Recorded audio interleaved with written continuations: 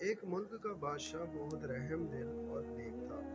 رعایا کے حق میں بہت اچھا تھا، چنانچہ تمام رعایا اس سے محبت کرتی تھی اور اسے خوب دعائیں دیتی تھی۔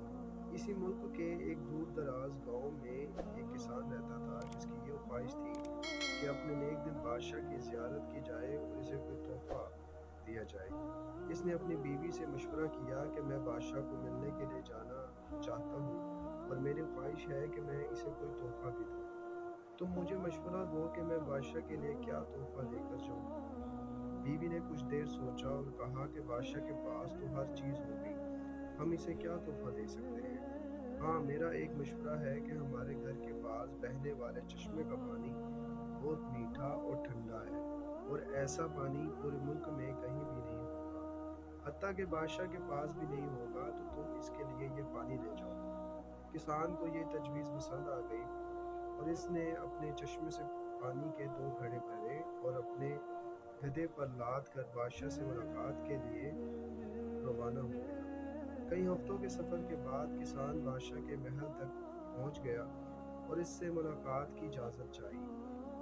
اجازت ملنے پر بادشاہ کو تحفہ پیش کیا اور اسے بتایا کہ یہ میرے گاؤں کے چشمے کا پانی ہے اور ایسا میٹھا اور ٹھنڈا پانی آپ کو پورے ملک میں کہیں بھی نہیں ملے گا۔ بادشاہ کے اشارے پر وزیر نے گھڑے کا ڈھکن اٹھایا تو کئی ہفتوں کے سفر کی وجہ سے پانی میں بدبو پیدا ہو گئی تھی۔ وزیر نے بادشاہ کی طرف دیکھا تو بادشاہ نے اسے خاموش رہنے کا اشارہ کیا اور بلند آواز بلند کہا کہ ہم اس تحفے سے بہت خوش ہوئے ہیں، اور خزانچی کو حکم دیا کہ اس کسان کے گھڑوں کو سونے سے بھر دیا جائے۔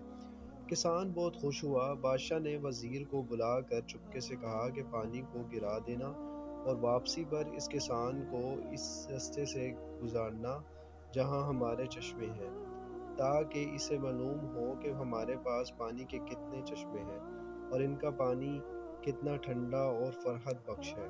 چنانچہ جب کسان کو انعامات دینے کے بعد ان چشموں کے پاس سے گزارا گیا تو وہ سمجھ گیا کہ اس کا تحفہ کتنا حقیر تھا، لیکن بادشاہ نے اس کے حقیر تحفے کو بھی قبول کر کے اسے انعام سے نوازا۔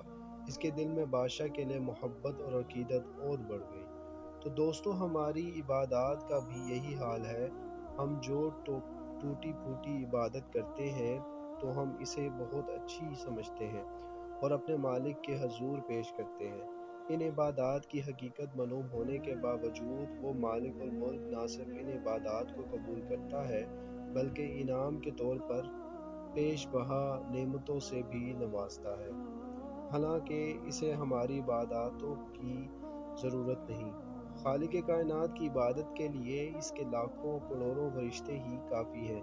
اللہ پاک سے دعا یہ ہے کہ ہماری عاجزانہ انکسارانہ عبادات کو اپنی بارگاہ میں قبولیت کا شرف بخشے۔ آمین۔